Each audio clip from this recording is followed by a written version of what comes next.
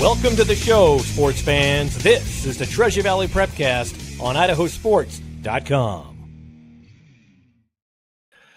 That's right. Long time no talk. It is the Treasure Valley Prepcast on IdahoSports.com, where we talk about the biggest storylines happening in District 3. That is all the way from the Oregon border over to, I guess, just outside of Boise, essentially, and everything up to Riggins, Salmon River, and down to the Nevada border, the Treasure Valley. We are here to talk the biggest stories in District 3 on the IdahoSports.com YouTube channel, Facebook page, X account, and Instagram account. We are coming to you live on a Monday morning, 11 a.m., and that is our goal. We want to try and hit the same time every week. So, hey, Mondays at 11 a.m., it's the Treasure Valley Prepcast. Everything you need to know, the big storylines happening in District 3 high school athletics. My name is Brandon Baney. Let's bring in our Treasure Valley resident and expert. It is Paul Kingsbury. Yo, what's up, Paul? I am a resident. I don't know about the expert. And we can't even say that the Treasure Valley Prepcast is back due to popular demand either. We'll be honest with you. We stopped doing the Treasure Valley Prepcast because it was our lowest viewed Prepcast, even though it's in the biggest market. And over the last couple of months, we got some messages on Instagram and Facebook, and got a couple emails. And it took someone from New Plymouth to email me and say, hey, where to go for us to go? All right, we'll give it one more chance. So we're giving it a chance. And it's that Dumb and Dumber 1 in a million chance. So if you like this, make sure you share it. Make sure that you like it, subscribe, do all of those things, and tell people about it. It's going to be on every Monday, 11 o'clock. And if we get the numbers behind it, we'll keep doing it. Otherwise, we have a lot of things to do, and getting just a few viewers for it didn't make it worth our time. So it's up to you. It's up to you, the viewers, to basically decide if this is going to be a regular thing. Yes. So when this show first started 4 years ago, it was myself and Logan Green, our good friend Logan, who is still working at IdahoSports.com. We're not like President. We fired Logan like a dog. We fired him like a dog. He was no good. No, Logan still works for us, but he's doing more behind the scenes back end stuff for us now, more than on air broadcasting and podcasting. So in October, we had Paul take over, and then it just got to the point where the high school football playoff started. And like you said, Paul, historically over this 4-year run, the Treasure Valley Prepcast has lagged behind our other regional prepcasts, North Idaho, Magic Valley, East Idaho, in terms of support and in terms of like eyeballs or listeners that are tuning in, despite, like you said, being the most heavily populated area of the state and having the most schools. 80 schools. There's 80 schools. So half the schools in the state are in District 3. And it had the absolute lowest viewership. Yeah. And honestly, having real talk here, it's the small school fan bases that brought this back to life. That's what we heard from. We heard from the 3A, 2A, 1A, 4A also a little bit communities. I got to be honest, that 6A, 5A SIC, we didn't hear much feedback from them. So if that continues to be the case, maybe we'll just skim on those topics and we'll cover mostly the small schools, the people that are tuning in as well. That also might be something to consider. Here is Tivon and Shelby Miller. Shout out to Maddox Miller and the Garden Valley Wolverines. Thanks for covering District 3. Yes, we're glad to do it. Like Paul said, I mean, Paul is the general manager at IdahoSports.com. I'm the managing editor at IdahoSports.com. So our calendar gets pretty full during the week. We're willing to dedicate the time if there is enough demand for it. But if there isn't, then there's, more things we can be doing, better ways we can be spending our time. So that's really what it's going to come down to, is spreading the word. And we'll give a long runway here. We'll do it for, several weeks. But when that trial period ends, if we're not seeing the progress, then we may just transition to something else. So, right. Yep. 100%. Okay. So that's the storyline there. Let's get to what it's all about. Not you and I, Paul. It's about the athletes, right, in the arena. We figured for this very first show here of 2025 on the Treasure Valley Prepcast, and the first show in a minute, we would just kind of take a look at the basketball landscape, 6A down to 1A. identify, the leaders, who's playing well, some of the stronger teams. I know you've been to a couple of games in the Treasure Valley in the past week, and you can give us some boots on the ground reporting, as it were. And then in terms of wrestling, friendly reminder, tomorrow night on IdahoSports.com, it is our Matt Cat Prepcast. That is our dedicated wrestling-only show we do every Tuesday night, 8 p.m. Mountain Time, live on all of these same places, Facebook, YouTube, X, and Instagram. And because there's a lot of good Treasure Valley wrestling that we're going to talk about on the Matt Chat Prepcast tomorrow night. So you and I will just kind of focus on hoops. Yep. And I just want to point out one thing. We can see kind of who's coming in and out of the Prepcast right now, because it's going live. And we can see there's a lot of people watching, and there's 0 likes so far, right? And first thing I did was ask for likes. So if you're watching this, even if you're not sure if you like it, just fake it and like it on social media so other people can see it. So the more people see it, the more people are going to be able to watch it. The numbers go up, and there we go. We got 1 like. So I guess we can rest easy. So yeah. Yeah, I think we found our podcast title here. Fake it and like it. Fake it till you make it, baby. Yeah, absolutely. Yeah, don't apply that to dating advice, but all right. Right.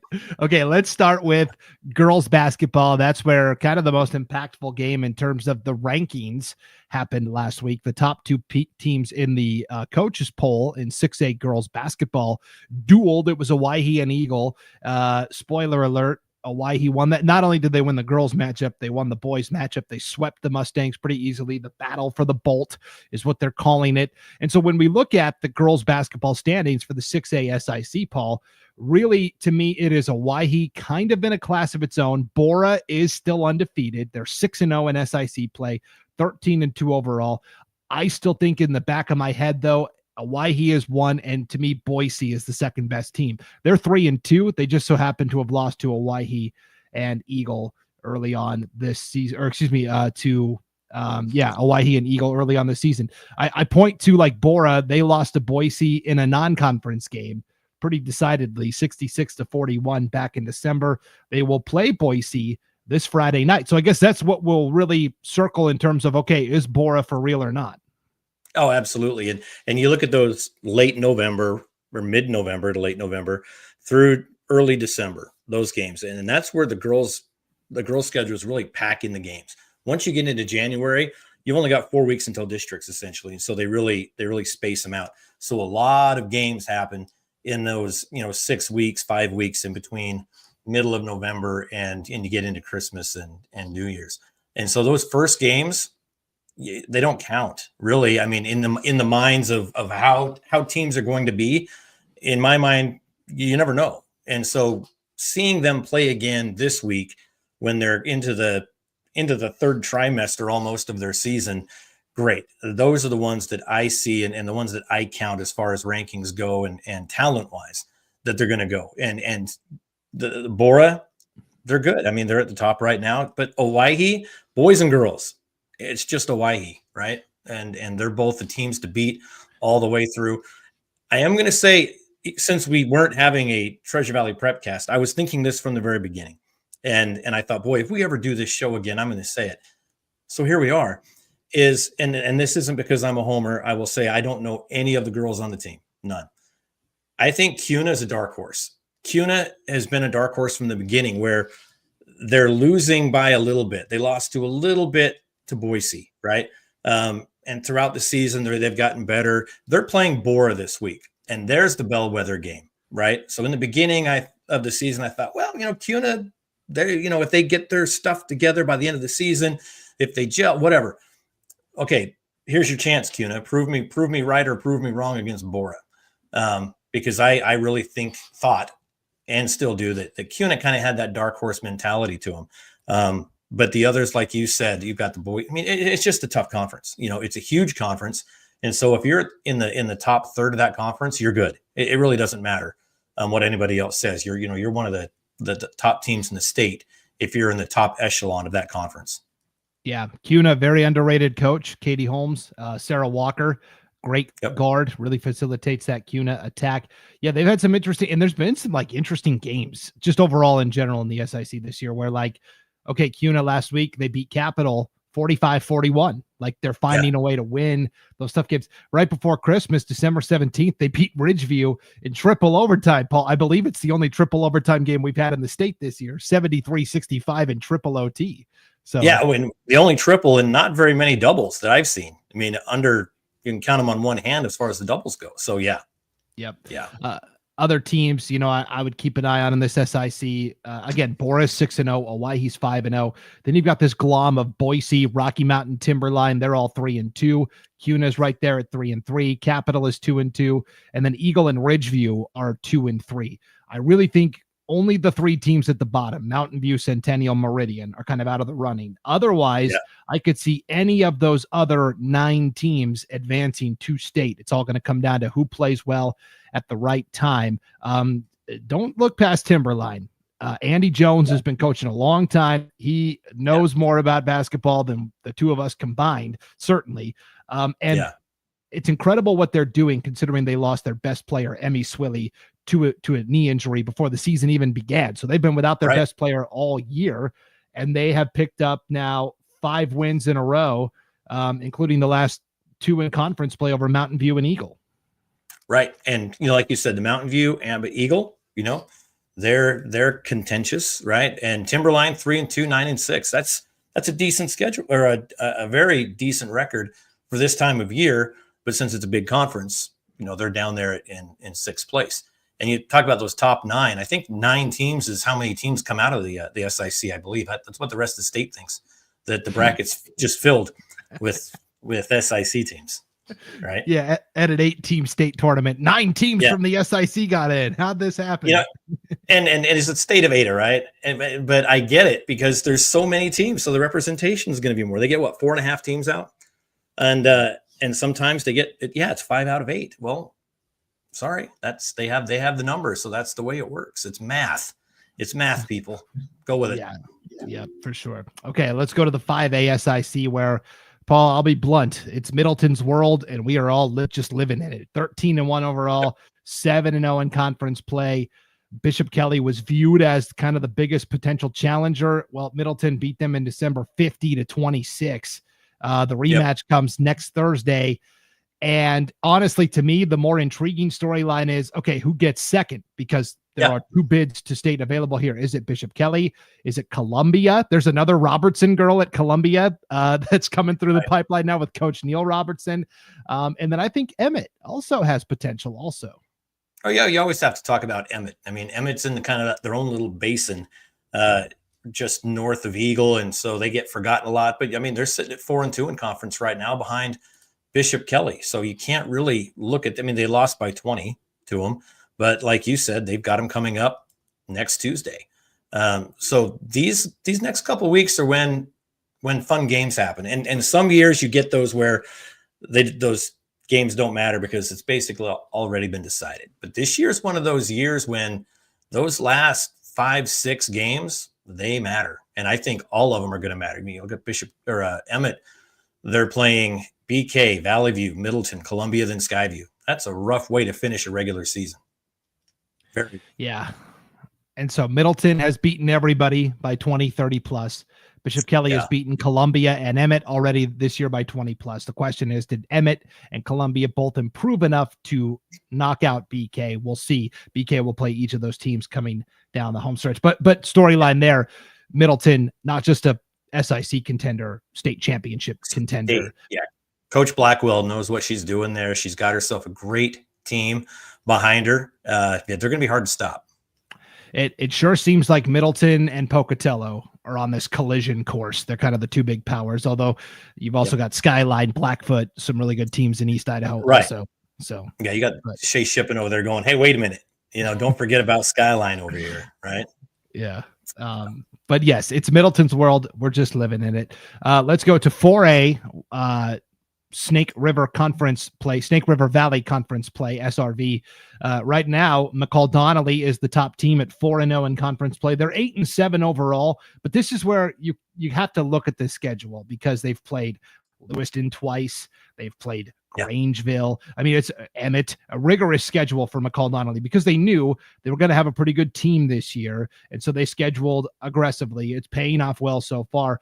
Co-coaches, Tim Thomas and Lexion Thank, they share the head coaching duties. They've done this for a couple of years now. It works out really well. And so it's the Vandals with Weiser and Fruitland both at 3-1 right on their heels. And those two teams play. McCall and Weiser play this week. And that's actually going to be on my Paul's Picks feature that comes out later today. That's one of those games that I want to watch, is just for those reasons. Okay, McCall, you've had some really tough games. And a programming note, we're going to be broadcasting that game on IdahoSports.com as well. So yes, absolutely we are. And in that, the Tiger or the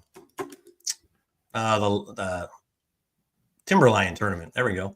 New Plymouth beat them by 8 points. Grangeville beat them, but they lost all 3 of the games. But CUNA beat them, but 14 points, I think, is what they beat them by. So I don't know, McCall, I think they're going to be able to hold their own. We'll see what Weiser does, but Weiser's also good. Coach Lorraine Harrison, Tom Harrison's wife, she's coached, Pocatello. I mean, she knows what she's doing as well. And having that experience behind it, and now having the girls behind it as well. It's going to be a fun game. I wish I was doing that one. Yeah, Kaylee LaRue, really a key player to watch on the Weiser side. And for McCall Donnelly, I mean, no shortage of great athletes. The Arnold, name that's very prominent on any McCall roster right now, because they're quadruplets, Paul, between boys and girls. There's 4 of them. So whether it's boys or girls, there's an Arnold somewhere lighting it up for McCall Donnelly. And then Fruitland did beat Weiser already once this year, so it'll be interesting to see, how Fruitland looks down the stretch here. Just 6-8 overall there in the league also.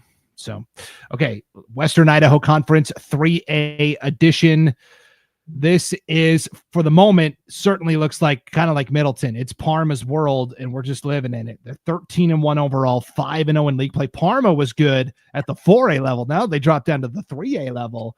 They are really taking it to teams. I mean, Melba is the second best team, and Melba is a team that was ranked in the top 5 of this week's media poll. I said on another show, Paul, I disagreed with that. It's not anything against Melba personally, but I look at what Melba has done against the other best teams.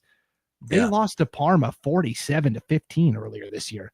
That's not a top 5 team to me. Right, but I was at the Parma game when they played Ambrose last week. Ambrose, very young team. Okay, going into it, talked to head coach Kelly Barber, good friend of ours, AD there at Ambrose, and he's like, "Why are you guys here?" I'm like, "Well, it's whatever night it was, nothing else to do," and it was a running clock in the 4th quarter, right? Everybody knew what was coming going in, but Parma is just that good. It was not a knock on Ambrose. It wasn't their fault. I think it really came down to coaching, Kelly. Really kidding. It was Parma, and the Calkins name. Head coach. He actually had surgery a couple weeks ago. He's back, and then you have Calkins. She was nailing threes. Their defense is really what stood out to me in that game, and I think that's what's really stood out. That's why you hold teams to 15, 20 points. It's defense. I mean, you can score a ton of points, and if you don't play defense, the other team's going to score a ton. So when you keep a team down to low scoring, it really comes down to defense. And right now they're holding teams to 30 points a game, which I'm going to guess, I haven't looked at their schedule today, but I'm going to guess there's a couple games in there when some teams scored a bunch that kind of skewed that average a little bit. They're a good team. And you're right. I think Parma's just like your Middleton, where we're just kind of living in their world, waiting to see who's in second place. Yeah, the high they've allowed this year was in their loss. Their only loss to Malad, which is currently the number 1 ranked team in the state, 56 points. They lost 56-40. Outside of that, only one other team has crossed 40 points against them. That was Kimberly, and that's a 4A school. So, and if Parma and Malad don't play in the championship, i.e., if they're on the same side of the bracket, that's going to be a travesty. Yeah. You mentioned Michael Calkins, the head coach, his daughter, Riley Calkins. Riley, Yeah, fantastic player. There's also Molly Calkins, a sophomore that sits on the bench as well. So that's going to be interesting for sure. And maybe you're right. Maybe I'm not giving Melba enough credit. They're 11-3.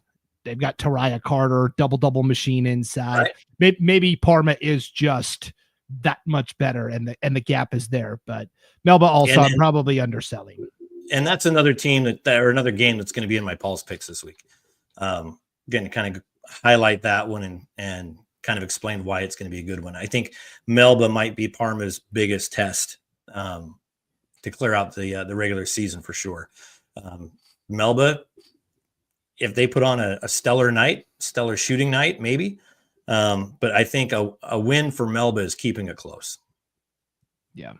I will say in the Max Preps rankings right now, Paul, Parma is number 2, Malad is number 1, and that they are the clear leaders. So it looks like if everything holds, that they'll be on opposite sides. Melba's number 3 right now, and New Plymouth is number 6.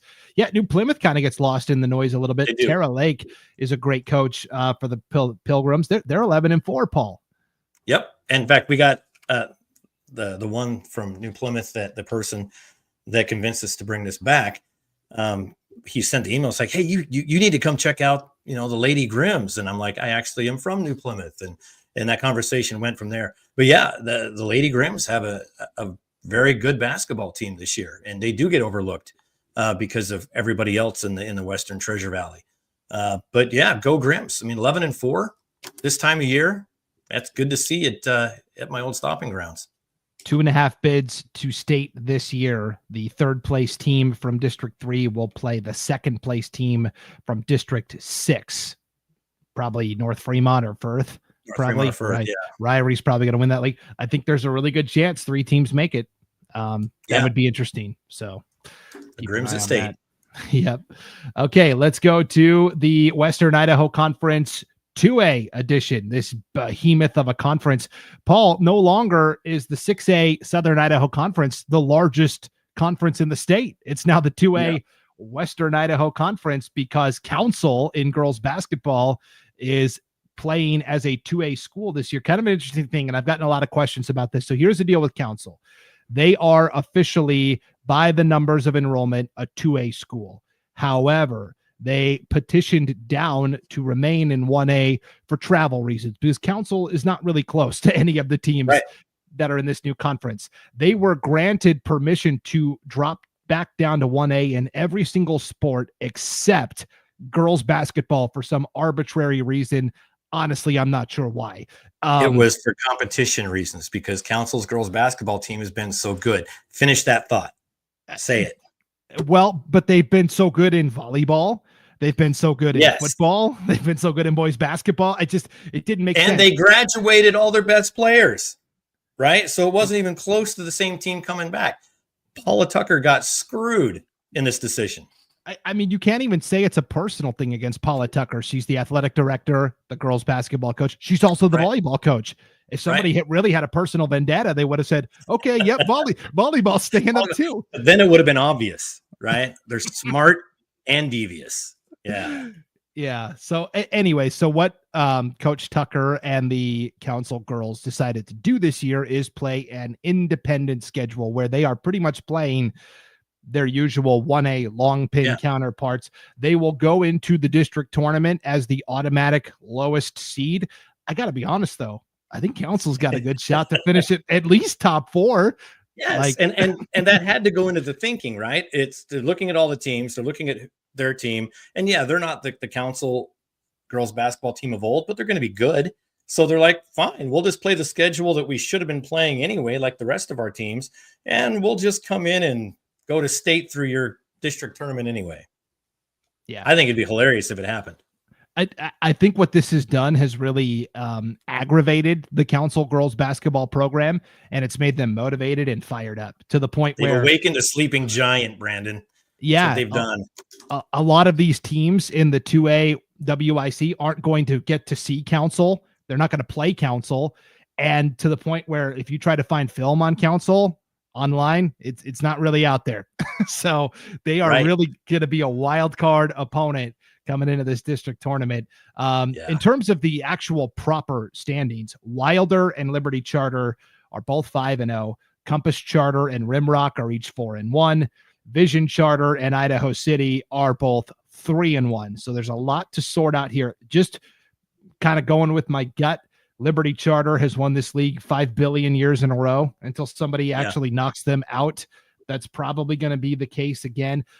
Big setback for Liberty Charter, though, and Coach Brad McCain before the season even began. Coach McCain's daughter, Addie McCain, who's a tremendous guard, suffered an injury, not going to play at all this year. She's on the team, but not playing.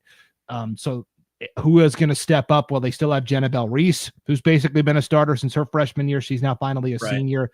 Can they find that second piece that can complement Jennabelle Reese? So far, Liberty Charter off to a good start. They're 9-3.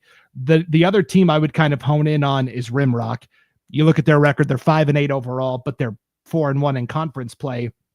And kind of similar to a McCall Donnelly, they've challenged themselves with a rigorous schedule. They've played a lot of good teams from District 4. They have played like Tri-Valley, which is a top 5 team at the 1A level. And Kyla Jewett and the Rimrock Raiders. It's kind of like Fort Knox. You know, you don't ever hear much out of Rimrock, but you know, come district time, Coach Jewett and the Raiders are going to be right there. You're right, and I've done those tournaments where Rimrock is there, and they're always good. They're always good coming in. And if you take a look at that 2A WIC, 8 out of the 12 schools are charter schools, essentially, right? So you've got it's a huge charter school type of conference. North Star, Centennial Baptist, or small private religious schools. North Star, Centennial Baptist, Gem State, Victory Charter, Riverstone, Vision Charter, Compass Charter, Liberty Charter. You know, should they put these teams in their own conference and have Wilder, Rimrock, Idaho City, and Notice, which are the OGs of that, what used to be 1A, but that small school conference, let them have their 14 conference, and then let those, you know, charter schools and private schools have their own. I mean, I think it's a debate worth having. I don't know if everybody agrees with that or not, but it makes sense. Instead of having this huge Uber conference, let's split them up. I think that's a discussion we're going to have to add as more and more of these schools crop up statewide. Like you look at East Idaho now, and you've got Grace Lutheran and Water Springs, and just in the past 2 years, American Heritage and Alturas Prep playing basketball now. You look at North Idaho and Genesis Prep and Court of Christ, which is now an IHSA member this year for the first time. I'm hearing now that another academy, Kootenai Classical Academy, is thinking about adding sports. And interesting.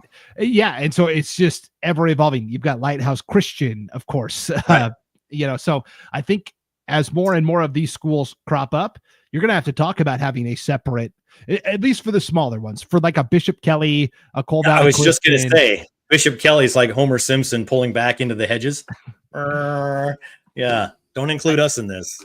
I think those are few and far between, those schools that are large enough to actually be. So like a Bishop Kelly, a Cold Valley, they could probably still continue to compete with the public schools. But the other ones that are just small and are popping up out of nowhere, it's like whack-a-mole. You whack one, here comes 3 more. and don't get us wrong. Good for them.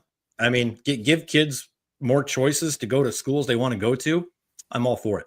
When it comes to athletics and play, they should absolutely have an opportunity to play. I am 100% for that. You just look at it and go, okay, well, the boundary is a little bit different, right? And so just looking at that, that is where the conversation, I think, comes in, is based on how boundaries are decided and how kids are deciding to come to these schools and whatnot. So that's all I mean by conversation. Yep. I think it's great they're there. Yeah. Here is Ryan Skaggs in the chat from the North Idaho Prepcast that airs Wednesdays at 11 a.m. Mountain Time. If you want to tune in and see what's going on up in North Idaho. What's up, my dudes? 2A District 3 basketball needed council to lift the level of competition for state berths. off memory, I can't think of it. When was the last time we've seen a District 3 team place at state in girls basketball in 2A/1A D1? And that is kind of the storyline with this league. It doesn't matter what sport it is, volleyball, basketball, football. Can the league champion get to the semifinals? It's been a long time since somebody from this league got a win there on day one. So until some, right. But how long ago was that? Yeah, Rimrock wasn't very long ago because I remember it happening. So that tells me it wasn't very long ago.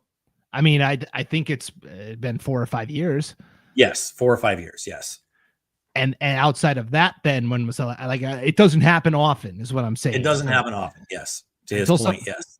Until somebody does it, that's going to be like last year. Victory Charter in boys basketball won the consolation bracket at state, and that was a huge deal because that was the first time in a long time that somebody was actually playing on a Saturday from that league too. Yep. So that is going to be the storyline until somebody actually comes through and does it, and we'll see. Is it Council?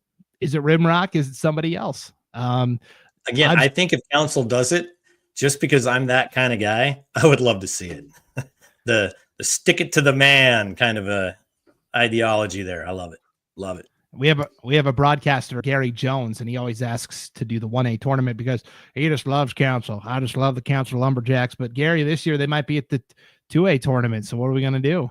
He's already asked to do the 1A tournament. Penny went to Council. His wife Penny went to Council. His family lives up there. So yeah, got to be a lumberjack if your wife went to school there. That's true. Okay, let's wrap up with the 1A Long Pin Conference. Tri-Valley is 4-0 in the conference, 9-4 overall, top 5 team in the poll this week. Salmon River is 5-1 and 8-4 overall. And then you've got Cascade at 3-3, Garden Valley at 2-3. This to me is a 2-team race between Tri-Valley and Salmon River. Tri-Valley won the first matchup between these teams 52-43, so it was a 9-point loss. Coming into the season, Paul, everybody was really high on Salmon River, and they should still be because they've been this kind of perpetually young team the past couple of years to the point where Taylor Ewing is in her sophomore season, and she's looking for her 3rd consecutive all-conference honor. She was on an all-conference selection as an 8th grader, as a freshman, and now trying to do it as a sophomore. They've had to play 8th graders the past couple of years. On this year's team, they have 2 seniors and a junior, and the rest are sophomores and freshmen. So they're kind of this perpetually young team. They got to state last year. They got to Saturday at state last year. And so I think everybody assumed, oh yeah, Salmon River, everyone's back. They're a year older. They're going to, have a good time. We got to remember growth and progress isn't always linear, especially with high school athletes. Right. And so I think they're learning that, which these are good lessons for Salmon River to learn as well. And you look at, Salmon River was good. And now they're older. Yeah, they're freshmen now. I mean, yay. I mean, when they start as 8th graders, then freshmen, and even if, they're sophomores now, it's not like you can say, they're older. They're juniors and seniors now. Because there's a difference, right? In maturity and growth and height and strength. And so, just the fact that they're good when a lot of their players are 8th grade, freshmen, maybe sophomores, as they move up, when you've got a young team like that, you sometimes like, and I told Kelly Barber this, with his Ambrose girls team.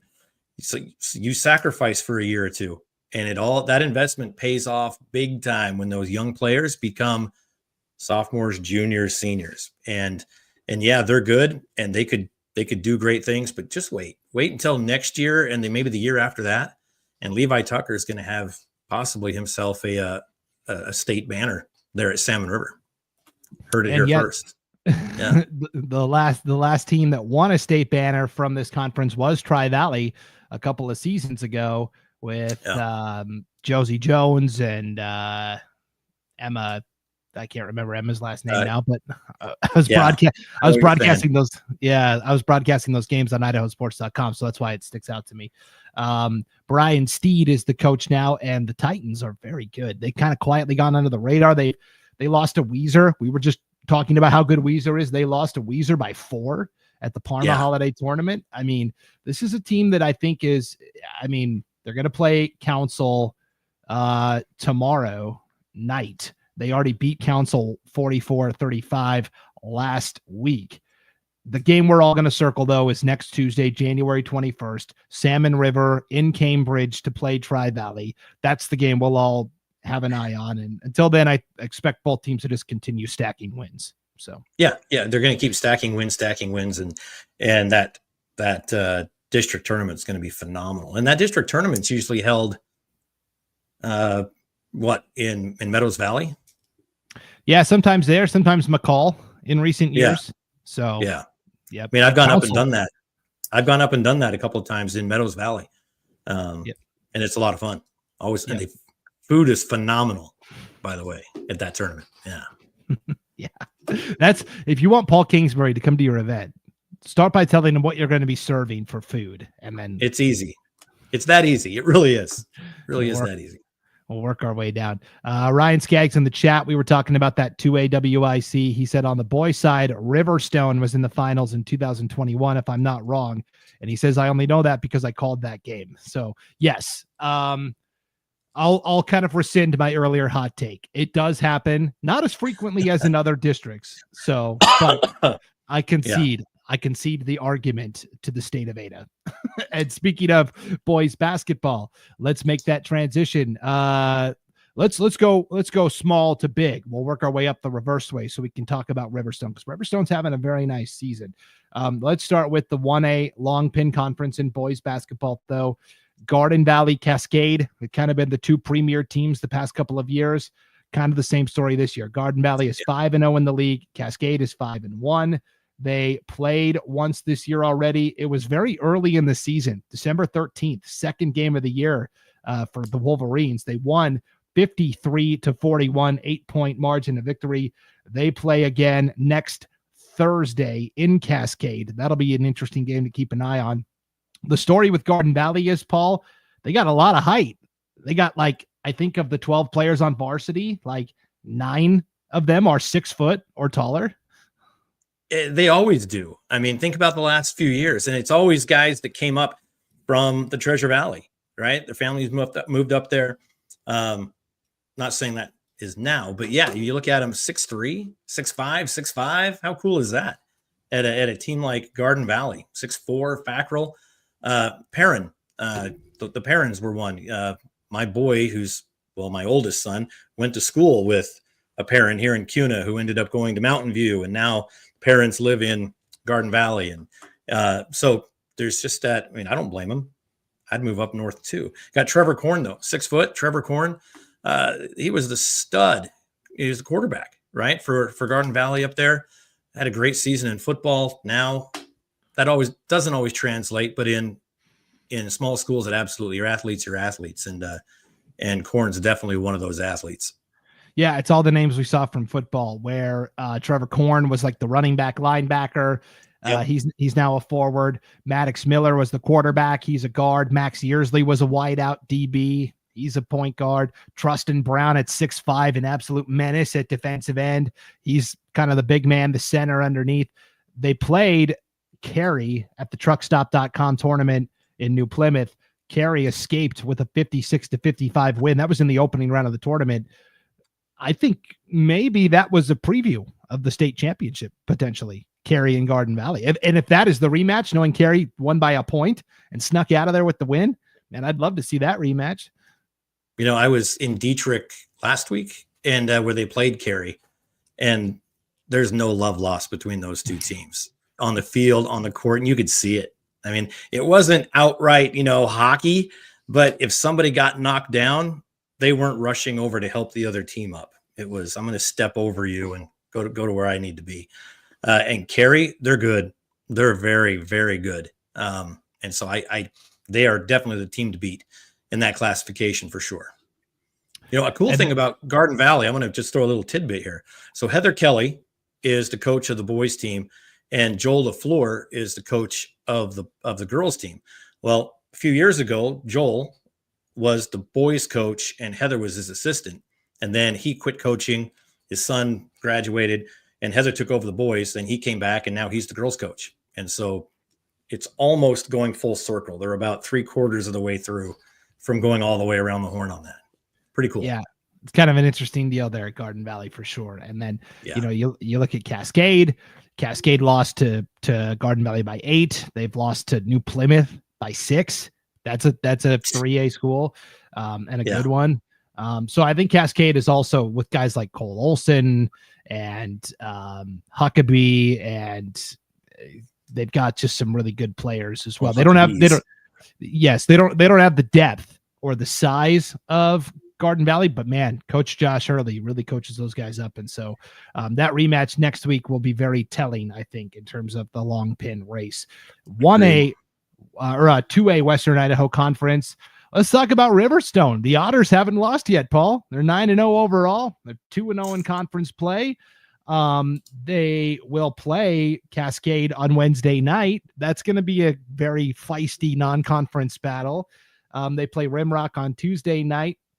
My question is, are you taking Riverstone or are you taking the field, knowing that Liberty Charter, Victory Charter are both 2-0 in league play, and then there's a smattering of teams that are 1-1. We're very early in conference play still. I think it's unwise to bet against the Liberty Charter, but it's also unwise to bet against an Otter. I don't know which way to go on that. The Patriot or the Otter. I'm going to go with the Liberty Charter. Patriot. I'm going to go with them. Okay, interesting. And I'm actually taking Victory Charter, the Vipers. They've got Cody Luce coming back. Yes. They were very good last year. And they did lose a couple of key pieces to graduation, but they bring back some pretty good players too. And Riverstone lost Jason Kohal last year, who was a fantastic player, probably the best player in the conference overall, outside of Palomares, maybe from Victory Charter. And so everybody thought, okay, well, they'll probably take a step back, and they've kind of fortified and said, yeah, we lost our one big dog, but we've got a lot of young pups that are ready to ascend. And this is a team now, Paul, that's got 1, 2, 3, 4, 5, 6, 7, 8, 9, 10. 10 of the 11 are seniors on this Riverstone team. So if you're going to get it done, it better be this year, right? Yeah. It's hard to follow up back-to-back good years if you graduate 10 kids on a basketball team. Yeah. The other team, if you're looking for somebody in the middle of the pack to keep an eye on right now, I'd say Notice. Keep an eye on Notice. Benny Guevara has been fantastic here in the early going for the Pirates. Okay, 3A Western Idaho Conference. Ambrose, the defending champs, 7-3 overall, 3-0 in conference play. Parma is right behind them at 3-1. Nampa Christian, 2-1. Ambrose, I voted pretty consistently number one in my media poll ballot I cast. To me, when you look on paper and use the eye test, Ambrose should be the number one team. Yes, they've lost 3 times, but it was to Valley View, Royal High from Washington, and Eagle. They lost to Eagle by 11 is all. And so I think sometimes with the media poll, everyone just kind of quickly looks at the overall records and they go, oh, well, Declo's undefeated. And what exactly what happened. Yeah. Westside's got a good and I'm like, guys, Ambrose is the best team. Until a 3A actually knocks them off, I'm voting Ambrose number one. And they've got a lot. They're one of those teams with a lot of seniors, right? They are senior heavy guys that have been there and they've done that. And so, yeah, they're going to be tough to beat, like you said, for sure. And now, and you say no one's beat him yet, but someone's come close and the game technically isn't over yet. Yeah. So let's talk about that a little bit. They played Nampa Christian last week on January 7th, last Tuesday. The final score got reported to us as Nampa Christian 49, Ambrose 47. So that's what we went with. Well, Ambrose then successfully challenges the results of that game to the District Board of Control, and the arbiter sides with Ambrose. And essentially this came down to a discrepancy in the scorebooks. Nampa Christian's scorebook said that the Trojans had won 49-47. Ambrose's scorebook indicated, the game should be tied. And so when you're doing it in the heat of the moment, you defer to the home team's scorebook. That's how that goes. And then you can petition or challenge after that, Paul. And so this is you've been doing this a long time in Idaho. Have you ever seen something like this happen? I've seen it. I've done games where we look at the scoreboard and look at our stats and go, that's not right. And, obviously I assume I'm wrong. And sometimes you see it where it's a 2 or a 3 or a missed free throw, and you see it real time and go, oh, that's not good. I really hope this game isn't close at the end. Right. And a couple times it has been. And I was doing a game with Logan Green, I don't know, a few years ago. And we're looking at each other because the game's tight in the fourth quarter. And we're like, what do we do? What do we do? We ended up going down. They stopped the game, talked to the officials, and they ended up changing things. So it happens, right? But in this case, there's a couple of updates based on what you said. The appeal was not approved. It went straight to the IHSAA, and according to the IHSAA, they said game's over. And so it is going to have to go to the actual IHSAA board of directors to overturn Rule 14.1 or something, because the game's over. Now, during the game, so we don't know if this is going to happen yet, but both Nampa Christian and Ambrose are appealing to the IHSAA board of directors saying, yes, we want to play this overtime game. So we'll see what happens. So it's not a definite thing yet. I don't know what they would do otherwise. But Yenner in the third quarter, free throw line, makes one, misses one. And they had him missing them both. And it was Ambrose's side that didn't get it right. Anyway, back and forth they go. They finally stop. And instead of taking a point away, they took a point away and they gave a point, which made it a 2-point swing instead of one. And no one was really talking to anybody at the table. The two bookkeepers didn't talk to each other. There's different excuses going out for that. Won't get into it. But at the end of it, the official said, we're not going to deal with it now. Appeal to the IHSAA tomorrow. They said that during the game. Okay, appeal to the IHSAA. They say, you can't appeal this. The game's over. So that's where you have Nampa Christian and Ambrose getting together saying, we need to fix this. I mean, it's not like one's at the top of the standings, one's at the bottom. I mean, they're 1 and 3, 1, 2, and 3 Nampa Christian. They have to finish this game. They at least have to have a final score for the game, even if it's, nope, you have to go with what the final score was. But again, to Nampa Christian's credit, Tina Pelkey, the athletic director there, and Kelly Barber, they're together in on this saying, yes, IHSAA, we want to finish this game the right way. It was a mistake. For whatever reason, they weren't allowed to fix it during the game, which still confuses me of why. And so it's up to the board of directors now of the IHSAA to decide what happens. Okay, this seems like a pretty clear open and shut case. If the two schools want to play the overtime period, let them do it. I mean, there's rules, Brandon, and that rule 14 point whatever has to be enforced. So, and we'll see. We'll see. And as we learned, if the board rules against this, you could poll all the state superintendents, and if enough said we want to reverse this, that's true. which is the way it should work, right? Checks, balances, everything. And that's the way it should work. So we'll see. We'll see if 3A boys basketball is important enough to really want to come out with the correct outcome. We'll see. And Kelly said that he would let me know as soon as he knows what's going on. Okay, we will stay tuned for maybe the exciting conclusion to that Nampa Christian Ambrose contest. I guess for the moment, officially, it is a win for Nampa Christian, right? 49-47. We won't change that on our yes. We won't change that on our site until we get like an official word. But we have what postponed? Is what we have on there. Postponed. So we'll see. Okay. Let's move to the 4A SRV. Again, this is a league that McCall Donnelly has run the last couple of years, but all of a sudden, hey, newcomer to the league this year, Coal Valley Christian, the Chargers, who got to the 2A, now 3A state championship game last year and lost to Ambrose. New coach this year, Leif Carlberg, and yet Chargers continuing to excel, 7-3 overall. They got their first conference win of the season over Weiser last week, 57-45.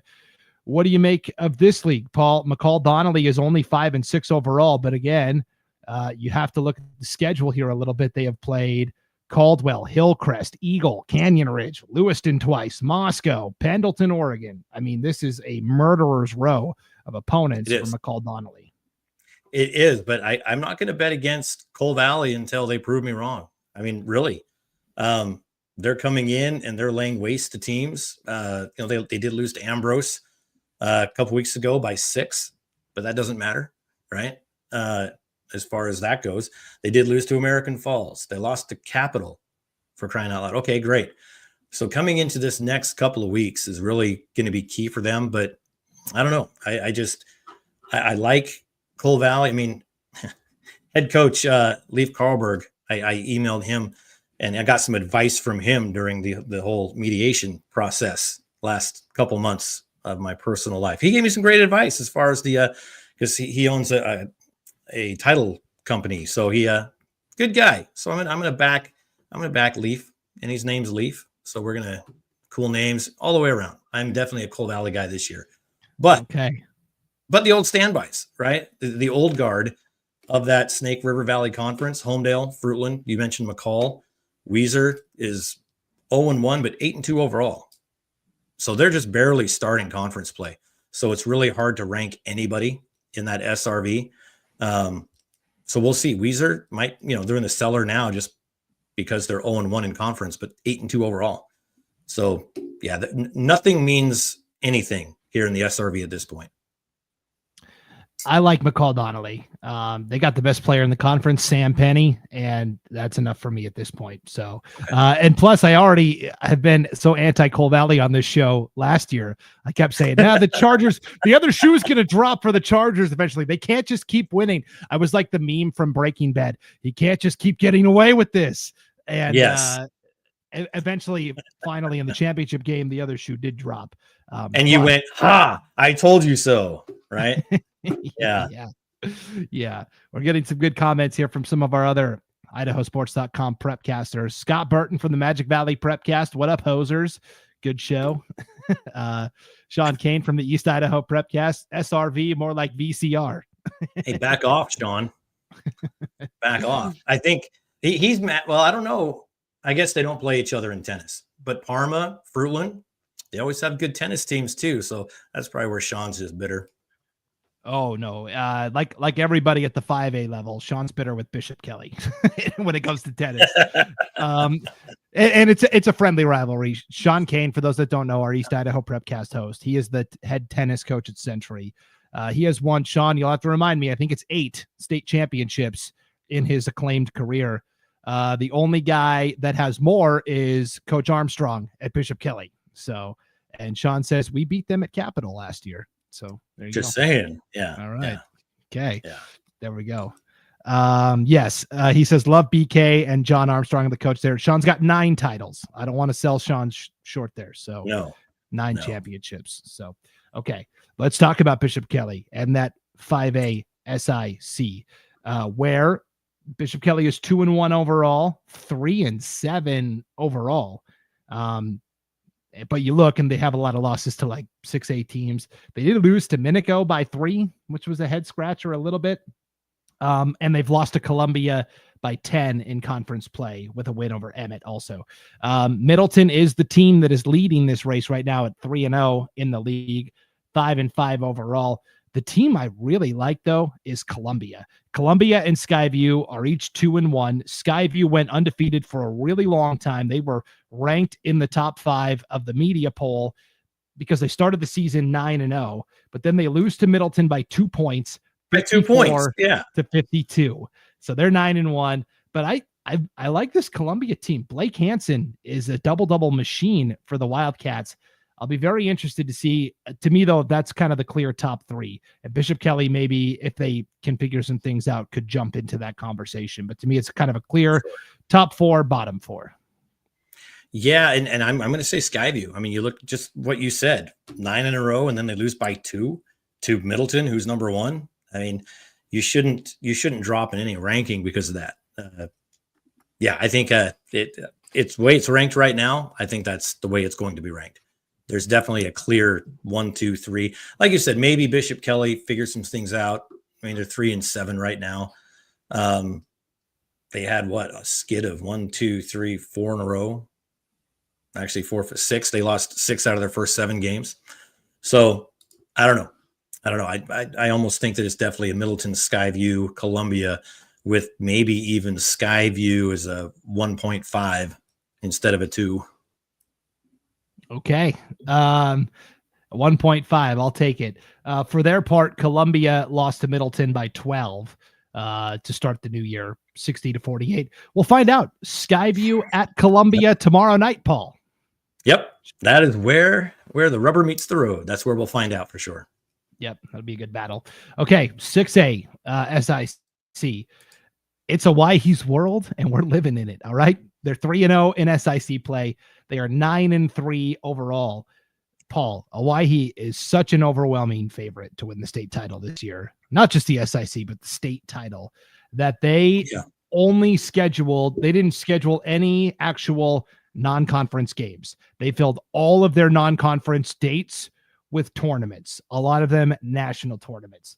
They went 1-1 at the Jordan Take Flight Challenge in Redondo Beach, California. They went 2-1 at the Pro Image, they went 3-0 at the Pro Image Sports Holiday Classic that they host every year. They went 2-2 at the Les Schwab Invitational in Portland, Oregon. They are going this week, Paul, to the Hoop Hall Classic in Springfield, Massachusetts. That's where the Basketball Hall of Fame is. Wow. Well, if you can afford to go, do it, right? And they can. You're only steel sharpens steel. You get better by playing up, and they're already good. And meanwhile, Coach Harrington is making them better by playing all these other teams, which puts the rest of Idaho at a serious disadvantage. But this week, it'll be in my Paul's picks this week, they're playing Timberline. And you might remember the championship game last year, Hawaii Timberline. We talked about Carey and Dietrich not really liking each other a whole lot. I was shocked that championship game didn't just turn into a street brawl. And I'm not even talking the players. And the coaches were upset. And I mean, it was a fun game to watch. It was hockey-ish as far as the tension goes. So those two teams play this week. And that's going to be in my Paul's picks. Hawaii and Timberline. Timberline, they're 7-5, 2-0 in conference. But when you come in with a particular chip on your shoulder, you either play better or you play worse, depending on the emotion. So that's why that's a game that I'm really watching for this week. Is that Hawaii Timberline game? Yes. They are going to that Hoop Hall Classic. They're going to play Sidwell Friends from Washington, D.C. in the first round. I just like that name. It sounds like a very friendly team.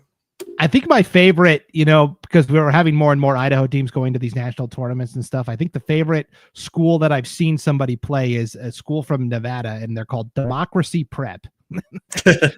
I'm like, oh yeah, that sounds like a real school. Sure. Democracy Prep. That's funny. Yep.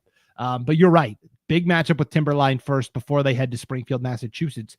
And, we think Hawaii, it's just a coronation for them this season in terms of winning the state title. And yet they played Boise last week and only won by 8, 53-45. And so that makes me pause for a second. Now, every other SIC game they've played, big blowout. Meridian, they won by 15. Eagle, they won by over 20. Middleton, they beat earlier this year, 68-46. So I don't know. What did Boise do? What did Coach Manny Varela do to bring his team to within 8 points of this absolute juggernaut that's got multiple Division I players on it?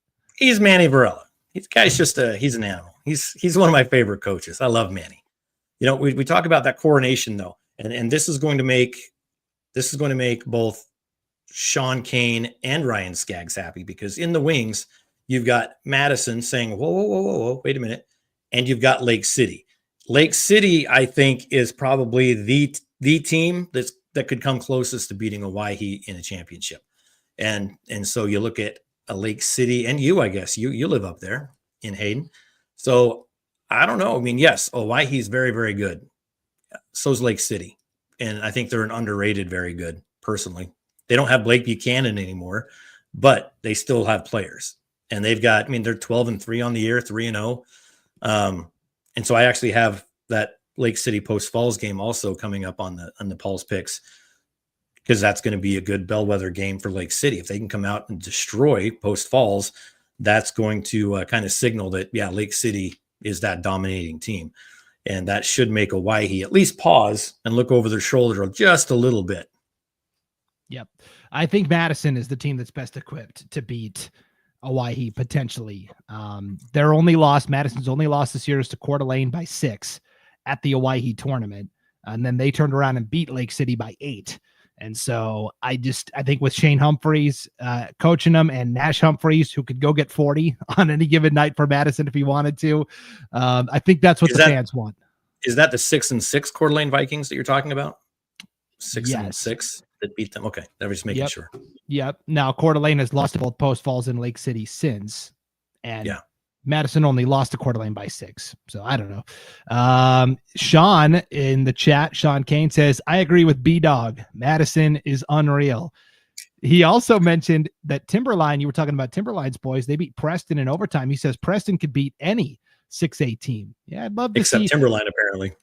You know, Sean, when we circle back in a month and Pocatello somehow upsets Preston at districts and Preston doesn't get to go to state, we'll revisit this conversation. Or Century. Like that ever happens.